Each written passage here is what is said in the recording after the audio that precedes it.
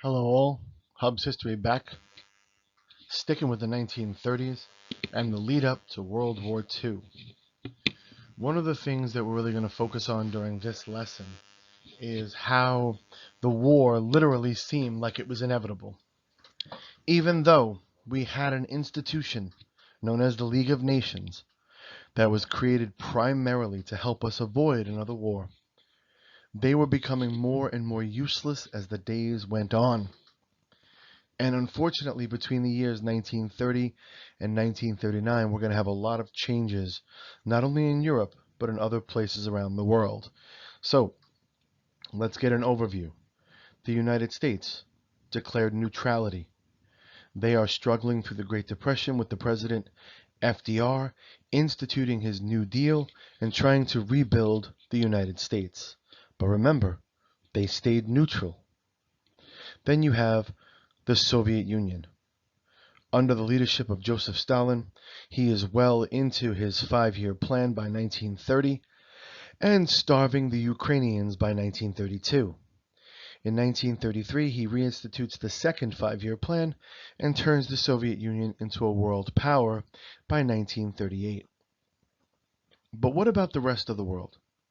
Africa, South America, the Middle East, and parts of Asia, they were still feeling the effects of not only colonialism or imperialism, but they were still feeling the effects of the European hand that had controlled them for centuries. But Europe is where we're going to focus a lot of our attention, and of course, one other area, Japan. So let's start with a new place, a place we haven't spoken about in a while. That is Spain. We haven't talked about Spain since the Germans basically got involved with a little issue in France. And if you guys remember, Otto von Bismarck faked that letter about Napoleon III, leading to a war, the Franco-Prussian War, and of course leading to Germany's eventual birth. But Spain has been pretty quiet. They remained neutral in World War I, and nobody attacked them. In World War II, however, you're going to start seeing that the democracy that existed there, a parliamentary system similar to that of France and England, was failing. This man, Francisco Franco, overthrew the government and replaced the parliamentary system with a fascist government. What's interesting, though, is that Germany and Italy, Mussolini and Hitler, helped Franco win the day because they thought they had found a new ally, a fascist brother. But what is remarkable is that Franco did not really care too much about Italy and Germany, although they allowed these two nations to help. Italy and Germany were still unable to recruit Franco and the new fascist Spain into their little club. To be honest with you, Francisco Franco is going to successfully keep Spain out of World War II as well. Even though he is fascist like Hitler and Mussolini, he wasn't an enemy throughout his entire reign of power.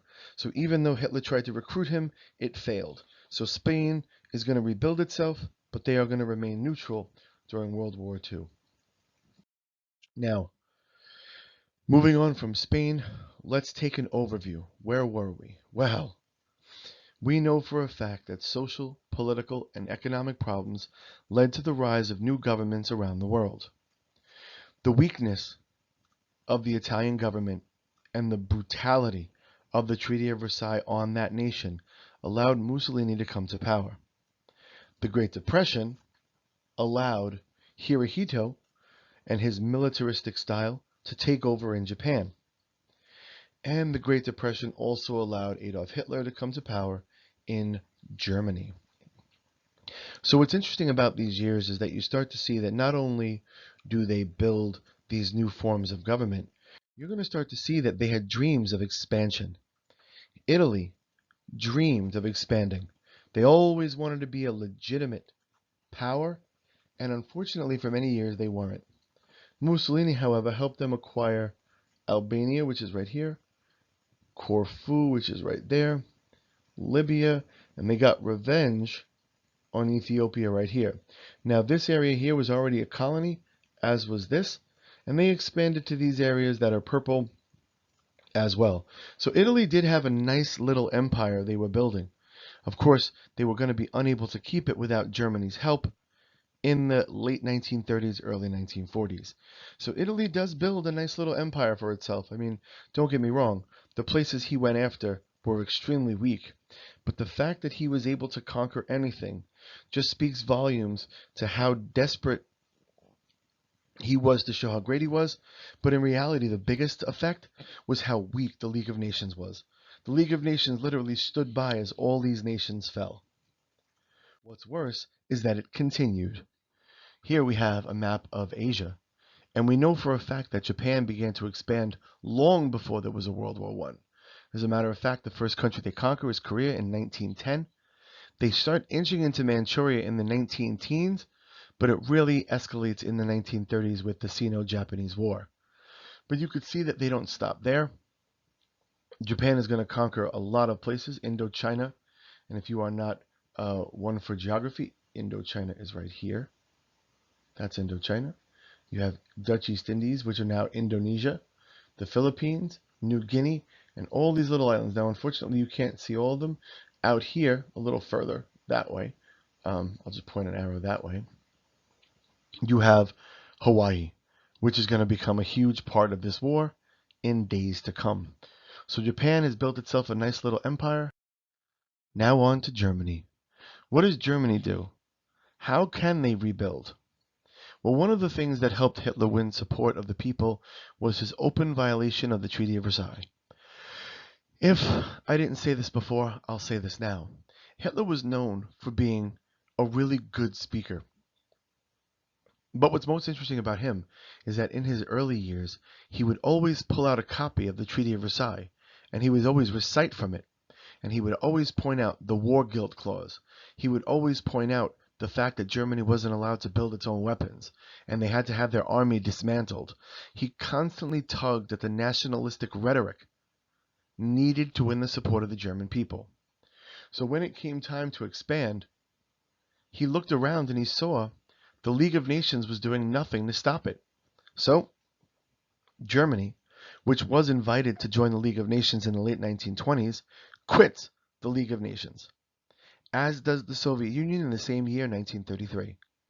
But to be honest with you, the League of Nations was useless. It was like a club with no leader. Without the United States, what's the point? And Germany continued to rebuild itself militarily and turned itself into an economic powerhouse. Now, one of the things that he really started to focus on was adding areas back to Germany. Hitler's story was that he only wanted to expand enough to bring the Germans home. So the first place he's going to focus on is this place called the Rhineland. But right here, this bottom area right here, I'm going to try to color the whole thing in, that's Alsace and Lorraine. That territory belonged to France. Germany took it back from them after the the Franco-Prussian War. But after World War I ended, that land went back to France. Hitler is going to take it back again for Germany. His logic was that he was only bringing Germans home. And to be honest with you, German people did live there. So his logic made sense, and the League of Nations allowed him to do it. No stop.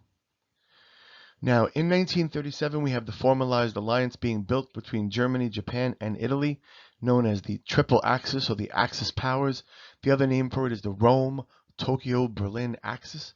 And this was the link of the three major capitals into one empire, or one world. Now, in 1938, we have an event known as the Anschluss. The Anschluss was the annexation of Austria. Austria is this area right here, this beige area right down here. And what he did was he literally made Austria part of Germany. To him, they were one and the same. This was not a stretch for him, so he added them happily to his empire. If you want to watch a little more about this, there is a movie called The Sound of Music. Even though it's a musical, there are elements of the Anschluss in the movie, and it is a really nice portrayal of how some Austrians were against German occupation. The last change, however, had to do with this purple area right here. This purple area, that little spot, and that spot right there. So what's interesting is this is an area known as the Sudetenland. It was given to Czechoslovakia after World War One. It was heavily German. So Hitler said, give us the Sudetenland and we will stop expanding. Now here's what's interesting. When Germany asked for the Sudetenland, they did not ask Czechoslovakia. They went to Britain and France and they said, if you give us this land, we will stop expanding. Absolutely pinky swear. Which brings us to the greatest mistake in world history. In 1938, at the Munich Conference, Germany was given the Sudetenland by the British and the French in order to avoid a war. This is a policy known as appeasement. This man right here, oh, that was a horrible circle. Let's try that again.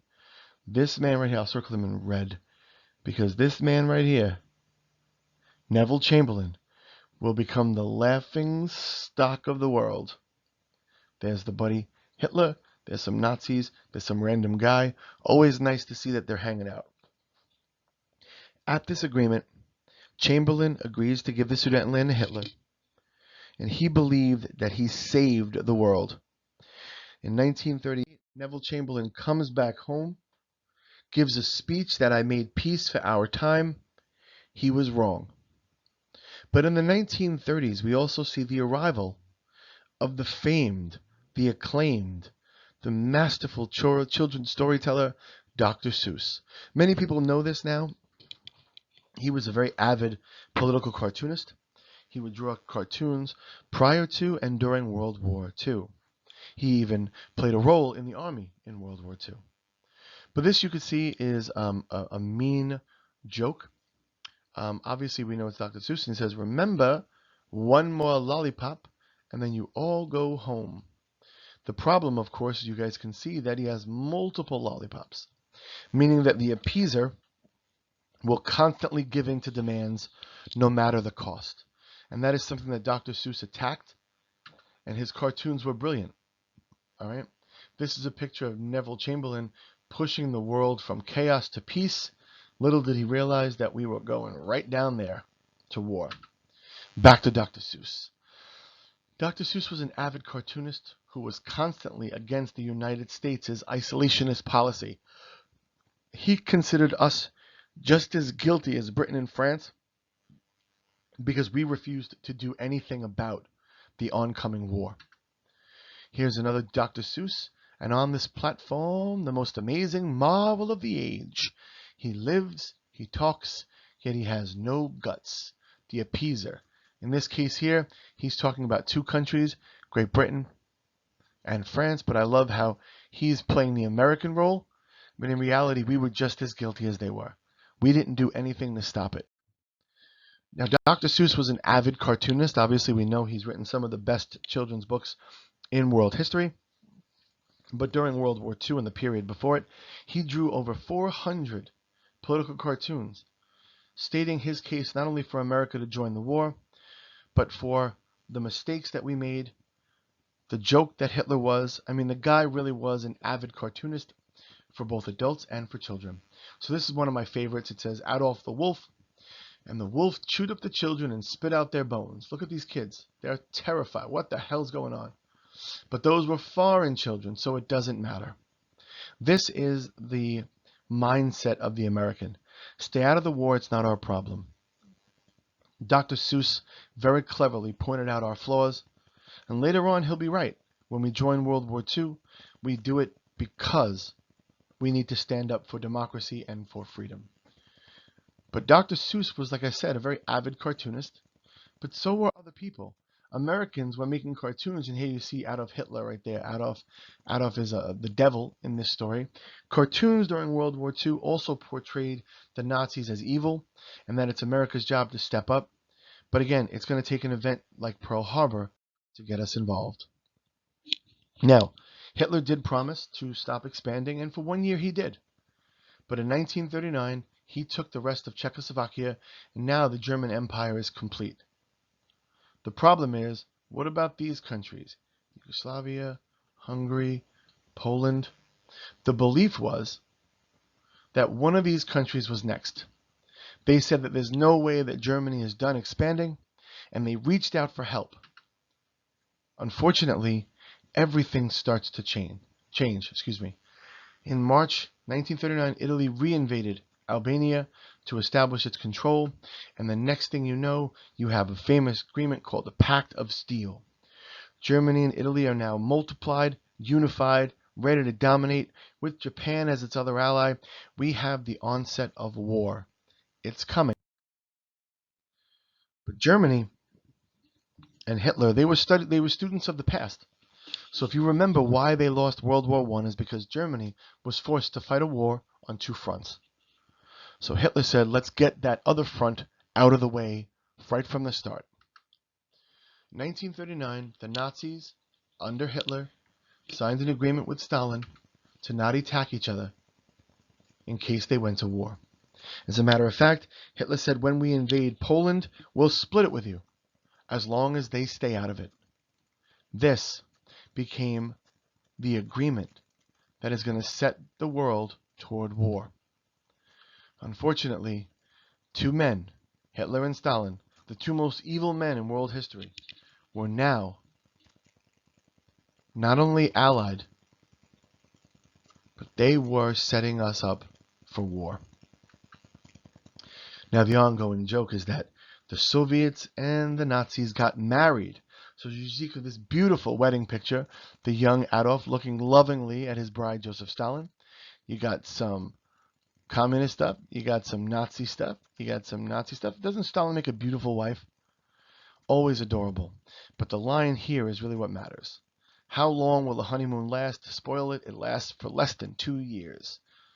It will be 2 years into the war when the Germans and the Soviets will attack each other. Unfortunately, once the Nazi-Soviet pact was signed, war was inevitable. On September 1st, 1939, German forces invaded western Poland.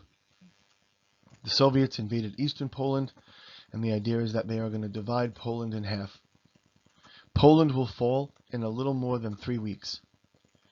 Conquered completely by the German Blitzkrieg, World War II has begun. Because of the non-aggression agreements signed by the British and the French, they were obligated to join the war once Poland was invaded. 2 days later, on September 3rd, Great Britain and France declare war on Germany. World War II has begun.